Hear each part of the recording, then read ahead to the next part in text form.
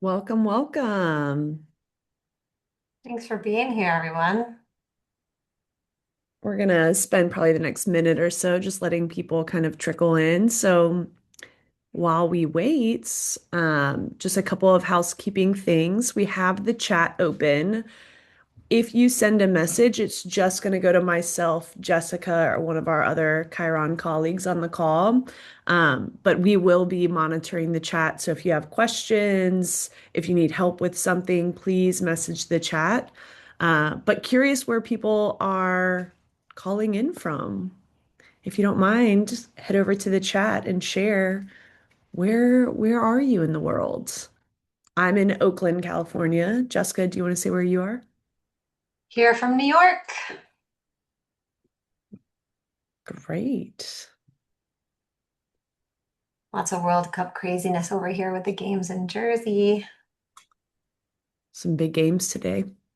Particularly excited about the Mexico-Korea game later tonight. Mm. I'm a little jealous of your time zone right now because a lot of our games are really late. Yeah, they have been quite late. Okay. Cara, we're getting some messages that the chat seems to be disabled. But a few people have messaged in. They're calling in from Texas. We have Cleveland, Ohio. Um, I appreciate everybody sharing. Hopefully, we will get that chat turned on here soon. Logan, Utah. Never been, honestly. I've never heard of it, but sounds nice. Austin, Charlotte, North Carolina. That's where I was born and raised. Went to a Providence Day School, if you know it, James. Okay, so it looks like the chat won't work, but there is the Q&A feature, which a lot of people are using right now. So if you have any questions or you want to share where you are calling in from, just head to the Q&A feature, type your location in, and we will read it. Oh, South Africa. Wow. Welcome, welcome. Atlanta, Georgia, Tennessee, Maine, Minneapolis, LA, Albuquerque. Wow, we've got all the time zones. Another Charlotte. What's up, Queen City? Chicago, Jamaica. Welcome, Jamaica. Another South Africa. Okay, I kind of feel like I'm just reading out countries right now or places. Um, for time's sake, we're going to go ahead and get started. So, welcome to today's webinar. Uh, Cara, if you want to head to the next slide. There are going to be two people who are kind of leading today's webinar. Myself, my name's Emily Joy.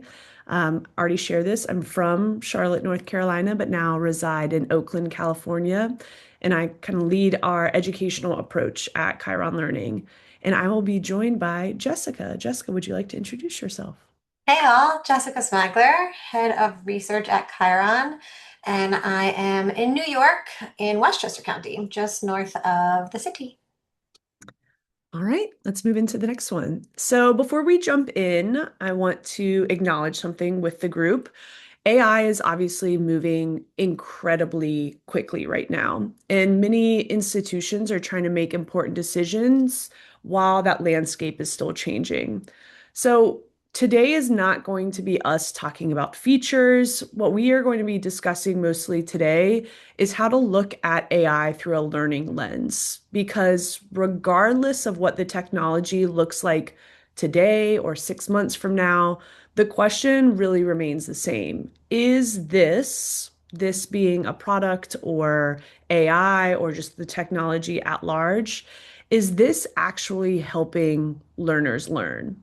That's really the thread running through everything we're going to discuss today. We'll start by talking about where chatbots genuinely help, where they fall short as a learning tool, what learning science tells us, and what becomes possible when AI is intentionally designed around learning rather than information delivery.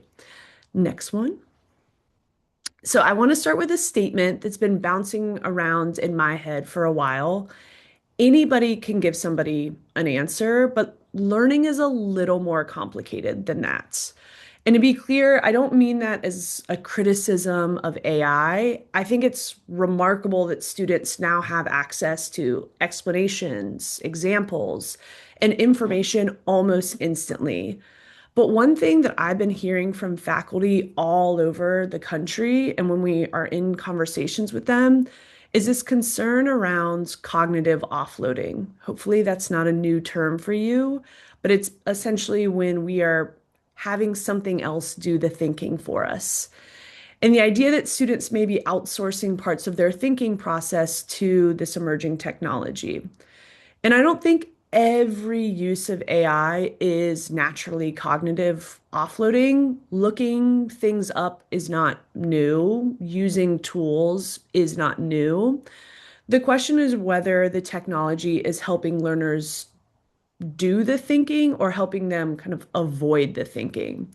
Because a student can receive a correct answer and still be pretty confused.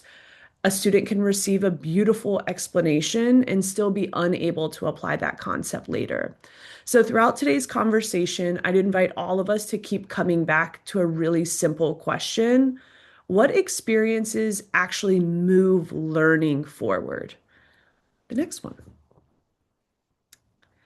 Before we talk about limitations, I want to acknowledge where AI and chatbots are genuinely useful. If a student wants to know when something is due, whether they've submitted an assignment, where to find a resource, or what requirements they still need to complete, AI through a chatbot can be incredibly effective. It's fast, it's available around the clock, it scales, and it provides support at times when institutional staff simply aren't available. Think middle of the night.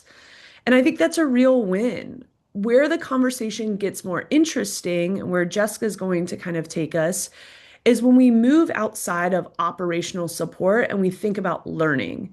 Because, and you'll hear us talk a lot about this today, being good at answering questions and being good at supporting learning are not necessarily the same thing.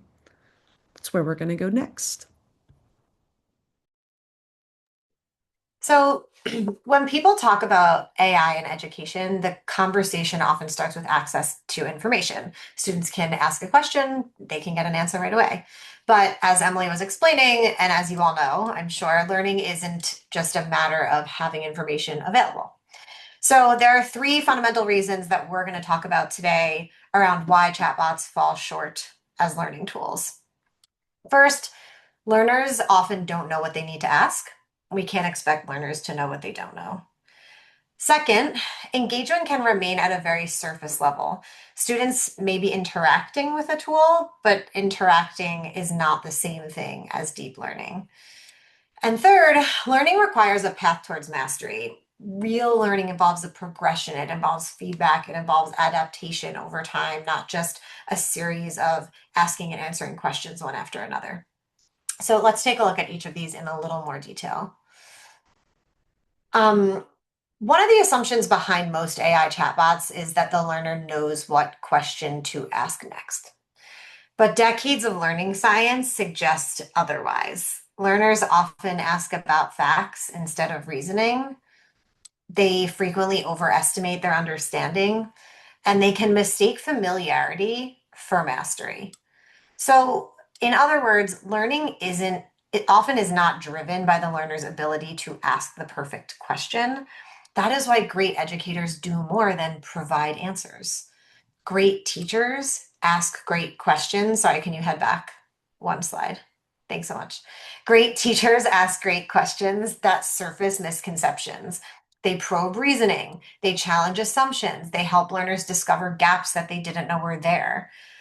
Learners can't ask about gaps that they don't know they have, which is why the most important questions in a learning experience are often not the questions that the learners ask, but the questions that the educators ask.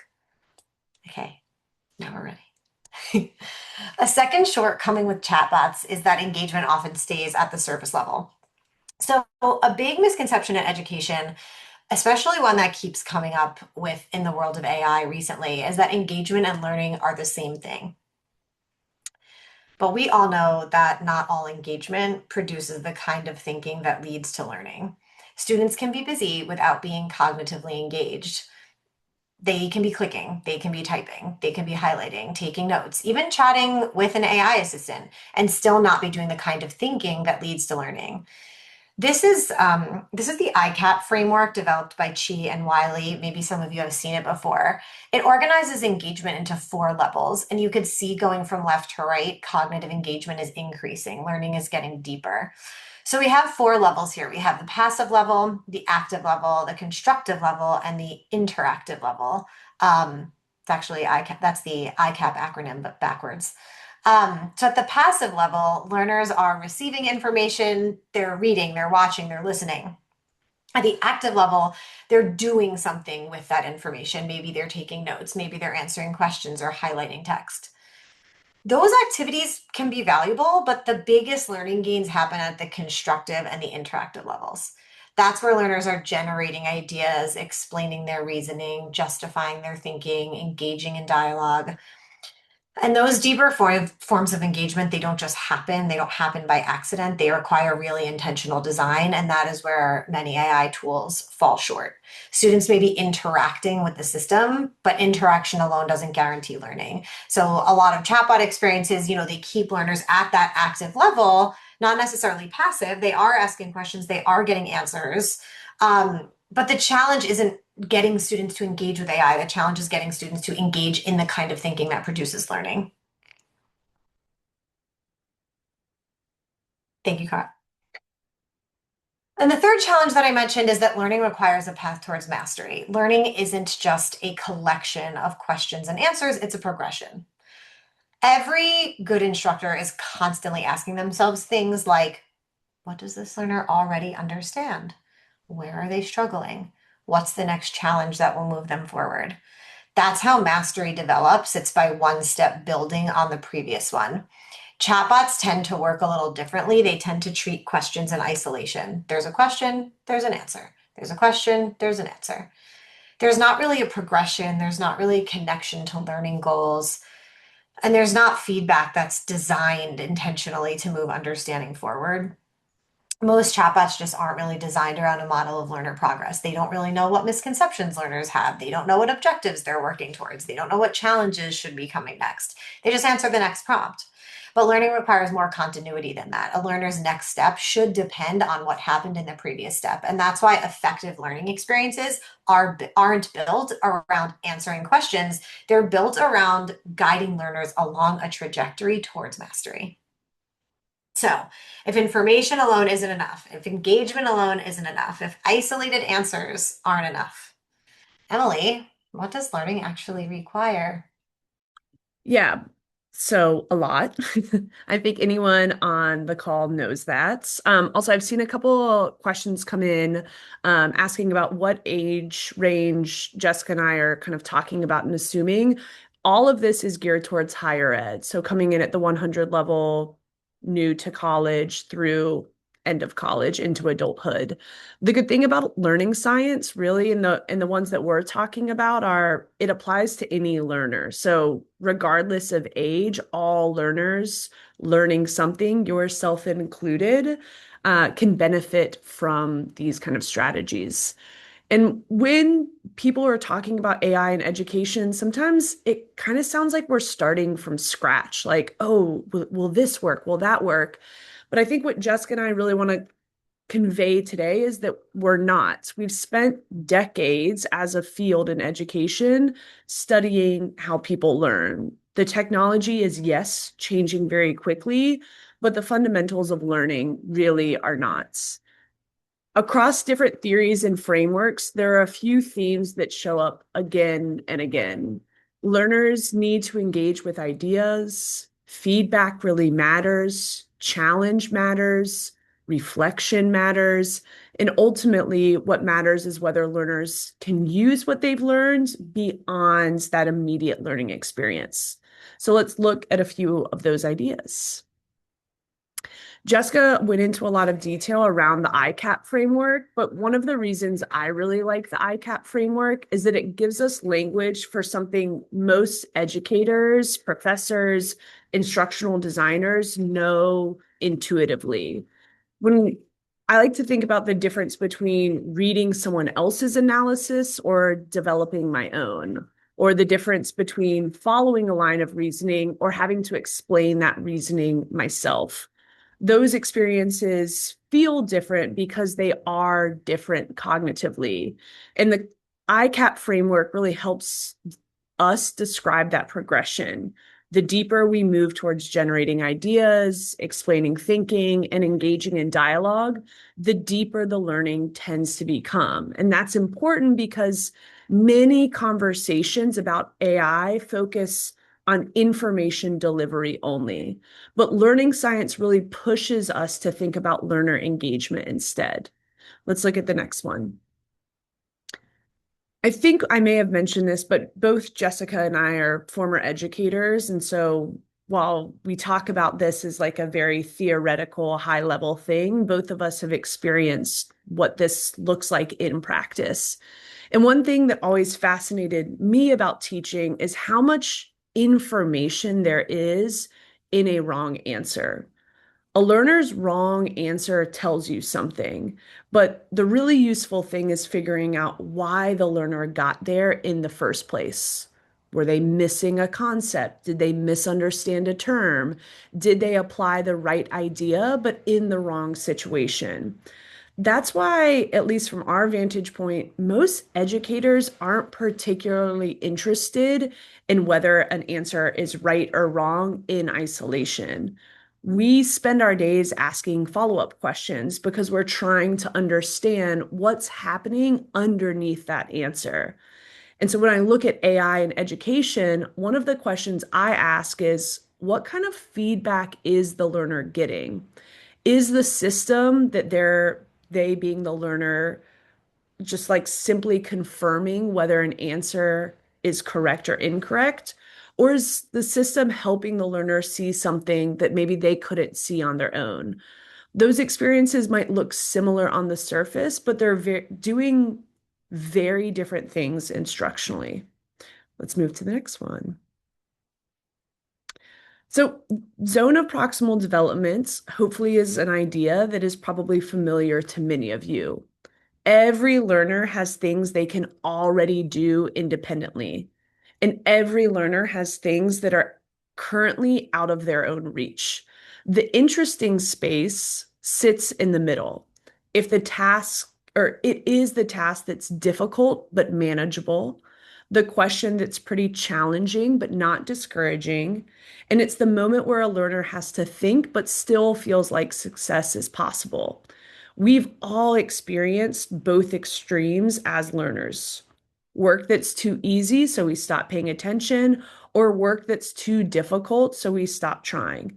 Neither one of those produces much learning.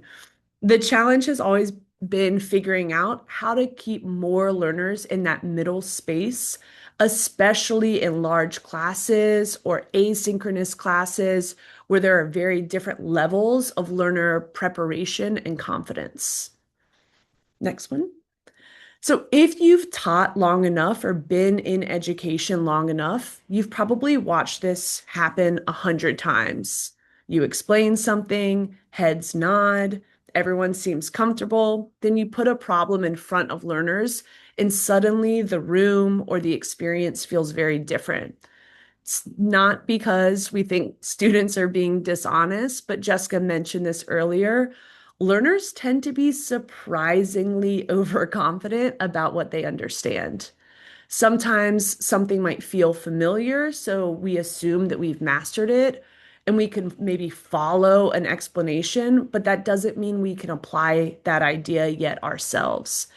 And there's a gap between recognizing information and being able to use it.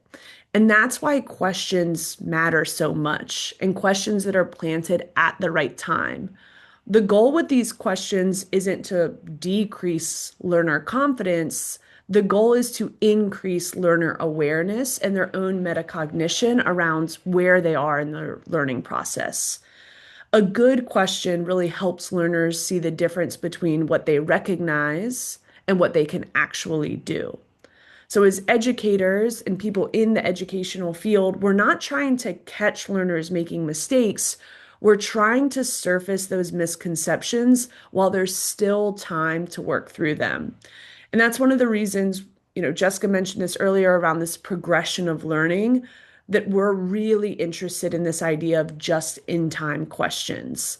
They create opportunities for learners to discover gaps in understanding while still building knowledge rather than finding out much later when they're probably being assessed on a quiz or an assessment at the end of a unit. Next slide.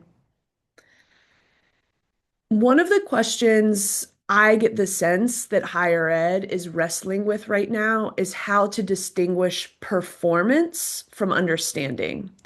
A student may be able to complete an assignment, a student may be able to produce a response, and a student may even be able to pass an assessment. Those outcomes obviously matter, but a lot of faculty in conversations we're having are really interested in whether learners can apply the ideas in new situations, connect concepts across contexts, and retain understanding beyond the course itself. One of the concerns underneath many conversations about AI is whether performance is becoming easier to observe than understanding. And those aren't always the same thing, as we just kind of went through. A learner can successfully complete a task and still have a fragile understanding of the underlying concepts. And so that's why transfer matters. It's one of the strongest indicators that learning has actually occurred.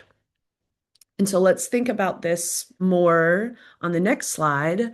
So none of these ideas that we've discussed so far are new. Again, education, while extremely complicated, is also heavily researched, and there's a lot for us to pull from. I think higher education has known for a long time that feedback matters. We've known that learners benefit from practice. We've known that misconceptions are easier to address when they're identified early. And we know that engagement tends to matter more than exposure. The challenge, again, has never been a lack of research. The challenge has been implementation. Institutions face a really and very practical challenge: providing meaningful feedback, identifying misconceptions early, and creating opportunities for learners to explain their thinking becomes increasingly difficult as class sizes grow and learners become more varied. We're seeing learners enter higher ed on very different playing fields and coming in with very different kind of backgrounds of their understanding. What makes AI interesting is that it creates new possibilities around scale and responsiveness. A system can respond immediately. It can adapt based on a learner input, and it can maintain context across multiple exchanges. It can also provide opportunities for practice without creating additional grading burden for faculty. And now, none of that guarantees learning, but it does create opportunities to bring some of the things that we valued in education for decades to learners more consistently. So, what might this look like in practice? One of the things that we've talked a lot about throughout this webinar is that learning isn't simply receiving information. That's the logic behind the sequence that you're seeing here. A learner starts by responding to a question connected to a learning goal. Instead of immediately receiving an answer, the next step is another question, and that question is informed by what the learner just said. As the conversation continues, more evidence of the learner's understanding begins to emerge. You can see where the learner is reasoning effectively, where they might be uncertain, and where misconceptions may be getting in the way. And that information can shape what happens next. And more importantly, the experience ends with the learner making sense of what they've learned. Not because reflection is a nice thing to add at the end, but because we know learners often mistake familiarity for understanding. And so asking learners to articulate what they've built helps make their thinking visible both to themselves and to the AI's system. When I look at this model that's on the screen, what stands out to me is that every single step requires learner participation. The learner, again, isn't simply receiving information, they're producing information about their understanding throughout the entire experience. And that creates many more opportunities for feedback, which we know is so important, adaptation to that learner's specific needs, which we know is also exceptionally important. And it provides support that we typically get from systems designed primarily around delivering answers. So, we want to show a quick example of what this might look like in practice and one of the interactions that we've built on Chiron. And then Jessica's going to kind of go through, like, yeah, this all sounds great, but does it work? And how do we know it works? So, first, we're going to play a quick demo of what this looks like on our platform.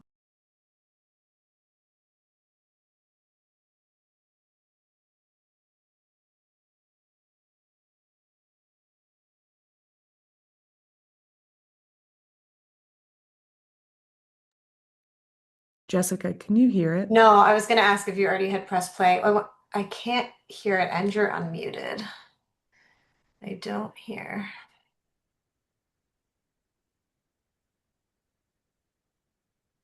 Oh, but well, it would have nothing to do with you being unmuted. I wonder, Cara, if you have to be unmuted.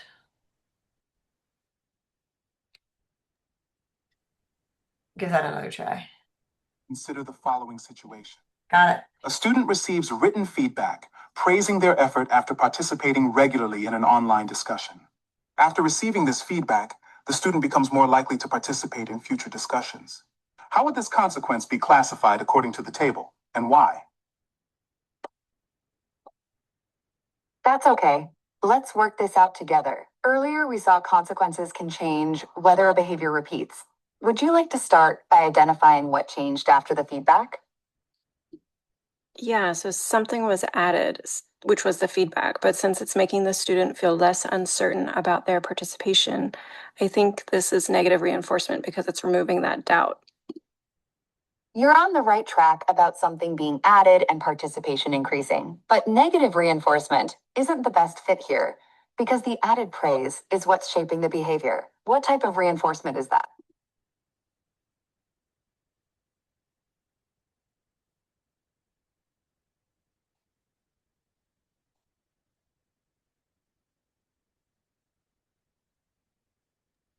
Or if you can pause the video right here. So, real fast, just kind of what we just saw is a quick snippet within a psychology lesson. So, this psychology lesson, as you can see on the screen, is all about how consequences shape behavior. So, we snipped this to be just a quick video so you could really see that interaction between the learner.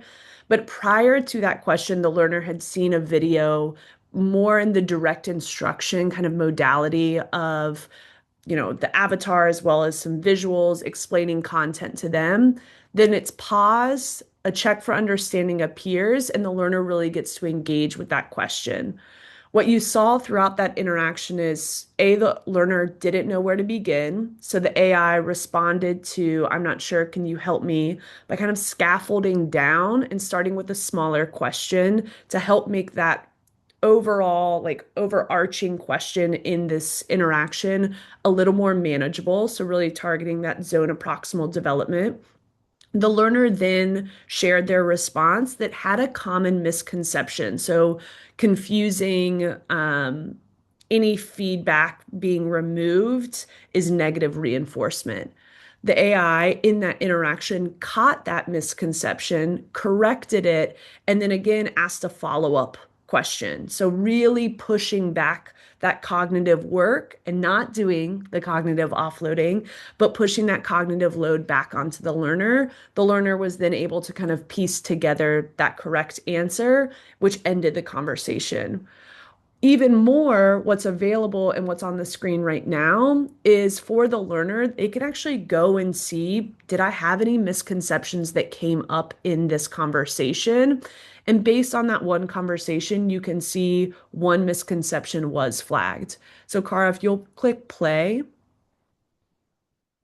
The learner can click into this, see the exact part of their conversation, as well as an explanation as to why what they said let us know that they had this misconception.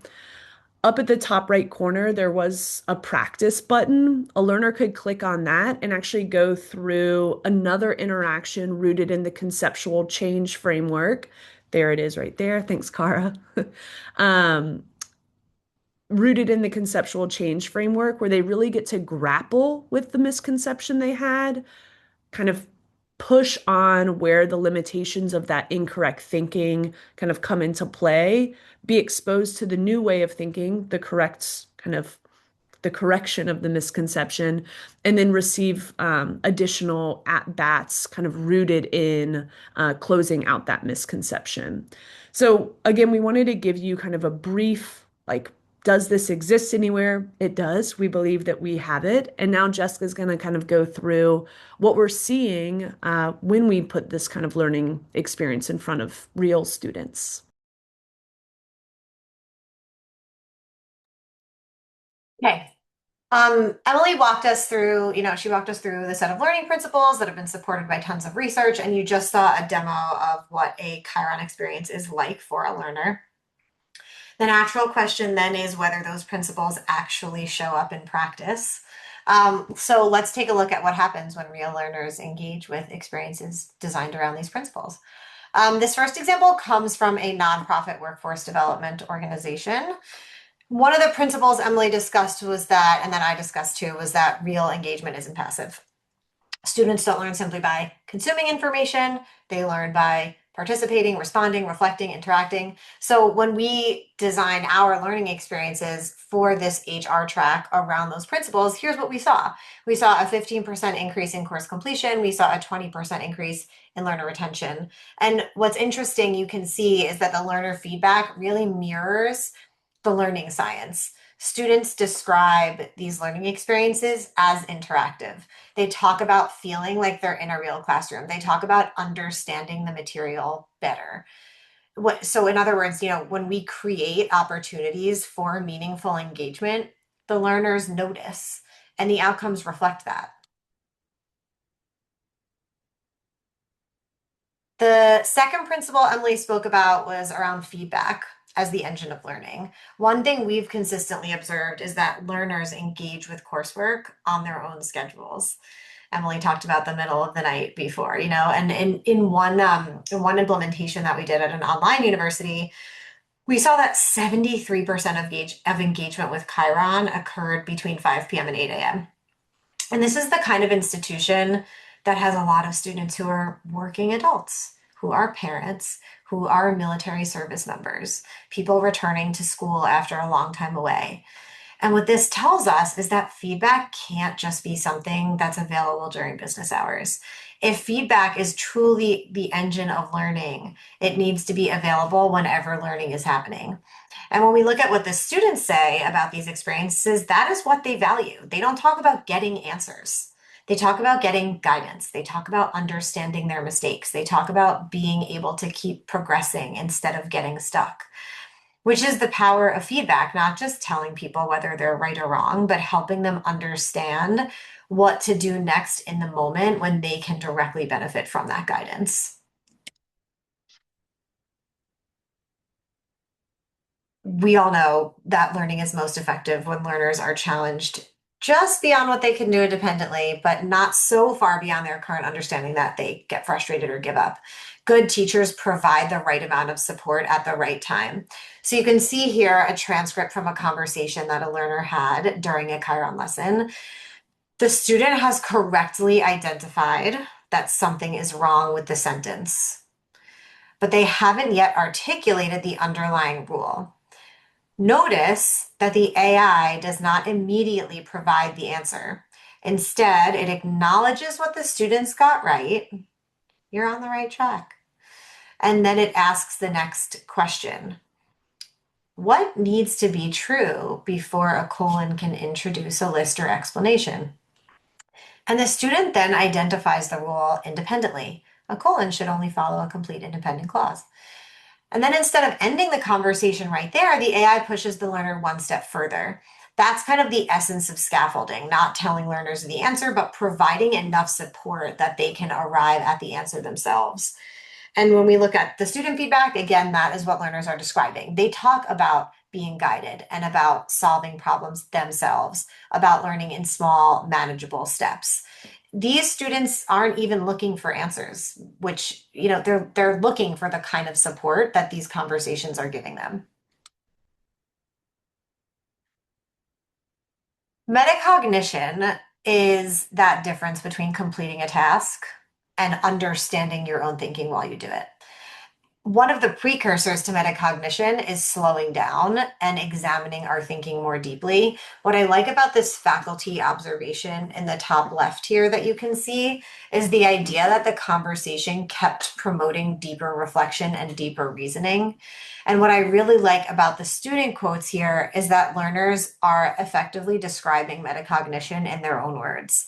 They're talking about being pushed to demonstrate understanding and add substance. They're talking about having to think about their responses. They're talking about recognizing misunderstandings and reflecting on their reasoning.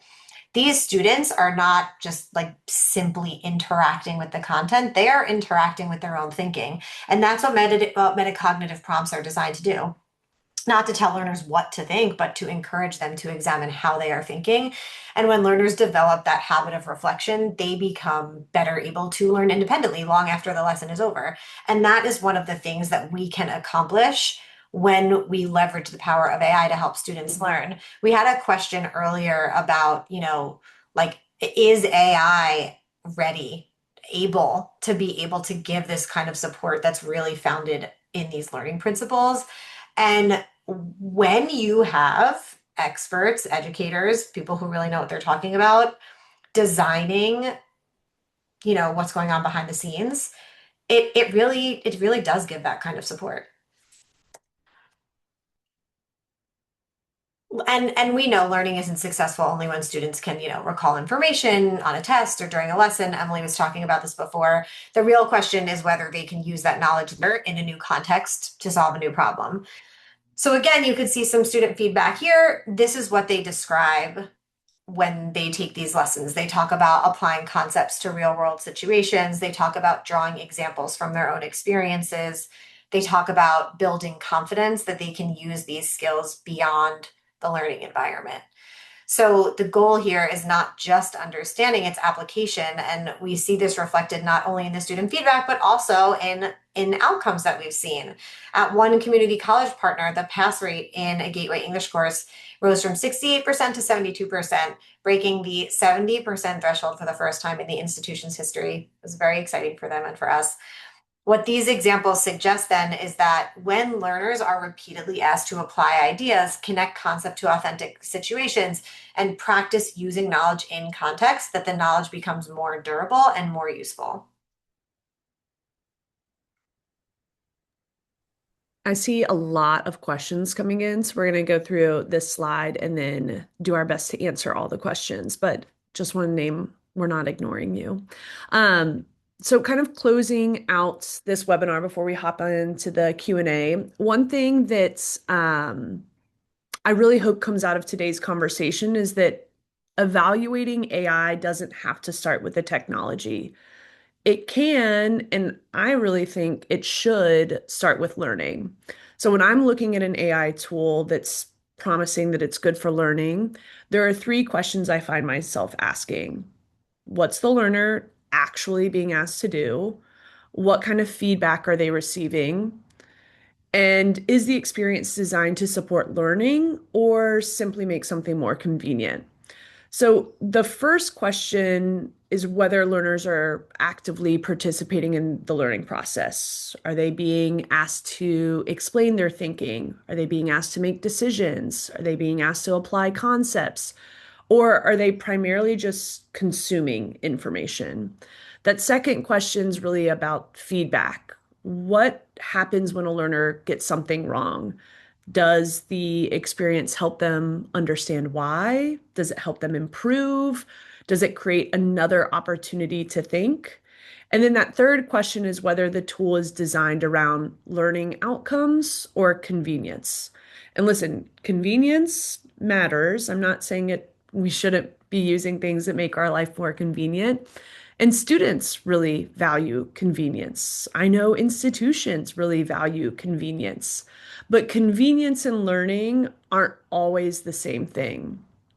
And so for me, those three questions are often more useful than asking about what model the tool is using or what's the most impressive capability that tool has. These kind of questions really help shift the conversation away from what the technology can do and more towards what learners are actually experiencing and whether or not we're putting learners on the path that we know will probably yield a better learning experience. So hopefully this all helps and gives you all something to kind of take with you. This is kind of the part of the webinar that we want to open it up to questions. I'm going to pull up the QA. I know, Jessica, there were some questions specific to like the sample size of some of the studies you shared or some of the feedback. We're getting a couple questions of like, so how does a professor or educator get to that point where that question and interaction is being shown to a student? So our platform is both student facing, but it's also a creation tool. So our creation tool, and Carl will show soon kind of our website and how you get more information from us. You can go to our website and kind of book time for a demo or to meet with one of us to really go in depth around our creation process. But our creation process takes about 5 to 10 minutes out of the box. What we ask from a professor is their audience, a learning objective. So what do you want students to be able to do by the end? And then the ability to upload any of their own materials. We don't train our model on your materials. The only thing we use your materials for are for your specific lesson or module that you're building. From there, the creator, instructional designer, professor, whoever's building this learning module on Chiron has full control of every interaction, every correct answer, and it's a much more contained kind of experience that the professor or the creator is able to control kind of what the learner will see. So we generate everything for you and we give you kind of a starting place. You can keep it as is, and you can have something that you can publish and put in front of students within 15 minutes. Or you can go in, and I saw some comments around just like the instructional design technology and the promises that have been made. However, they haven't been as effective. But yeah, you can go in and spend as much time and edit and make it your own. But yes, creators, it's a long way of saying build on our platform. And that's what ultimately gets turned into that learning experience that you saw in that quick demo. I saw another question about the responses from the user. Are those being saved and used by the AI assistant over time, or do they start fresh with each interaction? Within a module, our AI knows what the learner has said previously and it knows what is coming up. So it can kind of adjust its responses to pull in things that the learner has already done or kind of foreshadow content that's yet to come. We don't take learner responses and kind of train our model off of that. That only goes into that specific interaction. However, we are building kind of learner profiles to exist across multiple lessons. Another question I saw was that this seems very suited for conversation-centric learning. And this person asked, what about engineering or more math-centric learning? We do support math. There are obviously some limitations to what we can support. So I know with engineering, this person had mentioned like drawing centric. we are kind of in the midst of working on our approach to be able to support more STEM related fields. Right now, we see the most benefit of this kind of modality in, yes, more conversational, kind of getting to like conceptual understanding, learners being able to reflect back on their thinking or the ways in which they solved the problem. Um, that is to say, we also do support many different math programs currently, but there are some limitations to it. Yes, there is a trial option. So Catherine, if you want to go to our website, chironlearning.com, and there is like a build with us or contact us. If you click on that, one of our sales representatives will reach out to you and get you a trial account.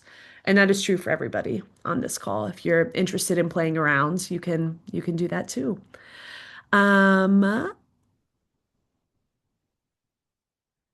oh, Steve, thanks so much. I'll definitely check that out. One of our attendants has written some literature around the cycle of failure for and about instructional modules.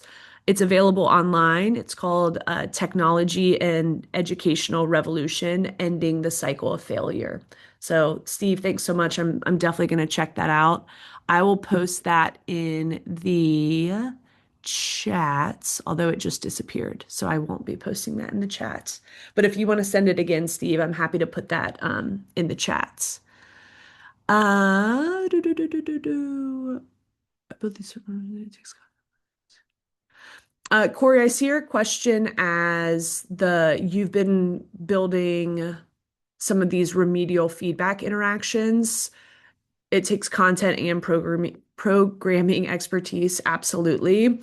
We were able to streamline that through, well, I can't give away all of our secrets, but both through our backwards by design approach and how we build modules, and then the like creator experience, being able to have a human in the loop is kind of one of our like core principles as an organization that's using AI to go in there and validate change.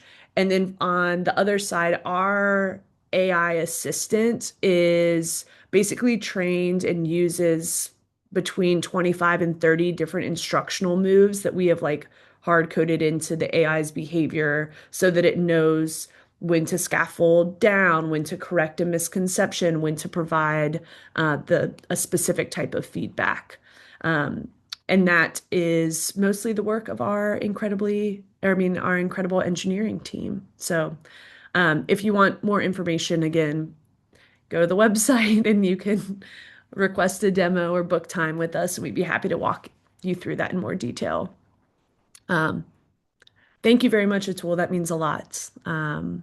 Okay, now I have it, Steve. I'll put that in the chat. So, because we are all lifelong learners. Oh, wait, I can't put it in the chat. I forgot about that. Technology and Educational Revolution: Ending the Cycle of Failure, if you want to check out some great work. Um, oh, thank you. Thanks, Caro. Okay. Looks like most of the questions have been answered.